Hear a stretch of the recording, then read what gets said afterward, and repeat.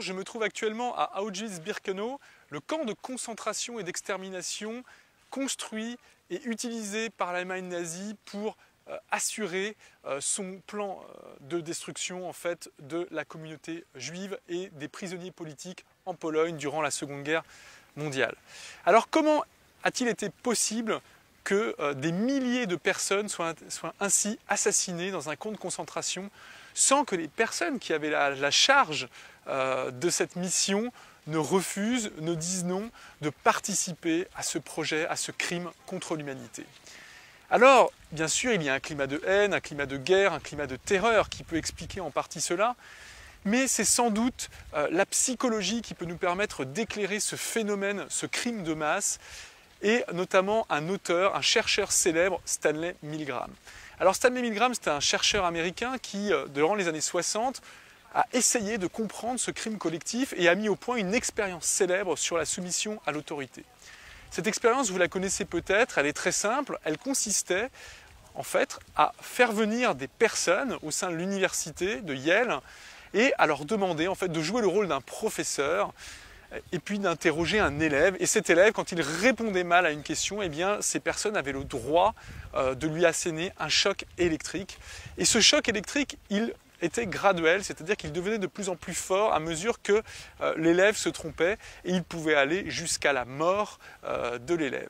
Eh bien, ce que Stanley Milgram a montré, c'est que la majorité des gens, plus de 60% des sujets, vont jusqu'à tuer leur élève lorsqu'il joue un rôle de professeur à partir du moment où l'expérimentateur, le savant qui organise cette expérience, eh bien, les soutient dans cette tâche, leur intime l'ordre de le faire.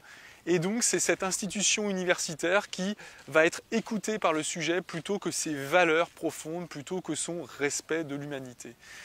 Alors, Stanley Milgram, il a appelé cette expérience, cet état qui permet ainsi à des personnes d'aller jusqu'à réaliser des crimes sous l'autorité de quelqu'un, l'état agentique. Alors pourquoi l'état agentique? Eh bien tout simplement parce que la personne, elle se met en position d'agent, c'est-à-dire qu'elle ne pense plus, elle ne réfléchit plus, elle se contente d'obéir aux ordres et de bien réaliser la mission qui lui est confiée, la mission pour laquelle elle a été payée ou pour laquelle elle a été embauchée ou pour laquelle elle a été employée. Alors c'est ainsi que, et c'est pourquoi finalement dans le cas d'Auschwitz-Birkenau, eh bien tout simplement les gendarmes allaient arrêter les juifs, les remettaient ensuite à la Gestapo ou au service allemand qui tout simplement ensuite les envoyait grâce au train jusqu'ici au cœur de la Pologne pour être assassiné. Le conducteur de train ne se posait pas la question d'où il emmenait ces juifs, il se contentait de bien conduire son train. Celui qui accueillait les juifs au sein de ce camp ne se posait pas la question quand ils prenaient leur bagage, qu'il en assurait le tri de leur avenir. Et ainsi, chaque personne réalisait sa petite tâche, sa petite mission. Et toutes ces petites missions mises bout à bout, eh bien, conduisaient tout simplement à un assassinat collectif.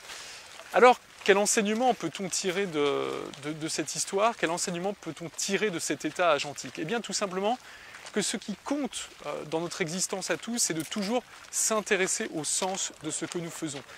Voir quelle est notre place dans le projet d'ensemble dans lequel nous agissons. Nous vivons évidemment dans des sociétés très grandes où nous partageons des projets avec de nombreuses personnes. Eh bien, il faut toujours s'interroger sur le sens profond de ce projet et quelle est notre place, quel est notre rôle dans cet ensemble, qu'est-ce que nous apportons à ce projet d'ensemble.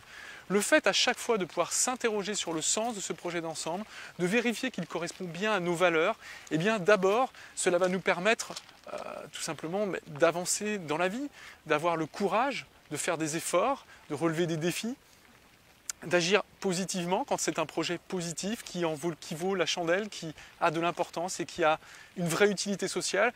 Et puis, tout de suite, quand ce projet, finalement, à un moment donné, vient en confrontation avec nos valeurs, eh bien de dire stop, de préférer arrêter, de ne pas avoir un rôle d'agent, car être un homme, je crois que ce n'est pas être un agent, c'est au contraire dépasser cela, c'est se poser des questions sur ses valeurs, sur le sens des choses, et voir si on peut participer, si on partage en tout cas ce sens.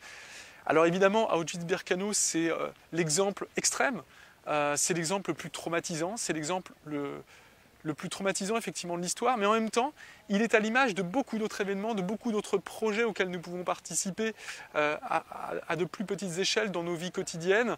Et donc, nous devons en permanence nous interroger sur le sens de ce que nous faisons, vérifier effectivement que cela correspond à nos valeurs, et de cette façon, eh bien, nous serons toujours alignés avec nos valeurs et nous pourrons en permanence agir uniquement pour le bien des autres et pour le bien de l'homme en général. En tout cas, c'est ce que je souhaite, car je suis un humaniste et c'est le message que je veux laisser ce soir à travers cette vidéo. Écoutez, je vous dis à très bientôt lors d'un autre reportage. Je suis actuellement à Cracovie en Pologne. Peut-être qu'il y aura d'autres vidéos et je vous dis en tout cas à très bientôt sur notre chaîne.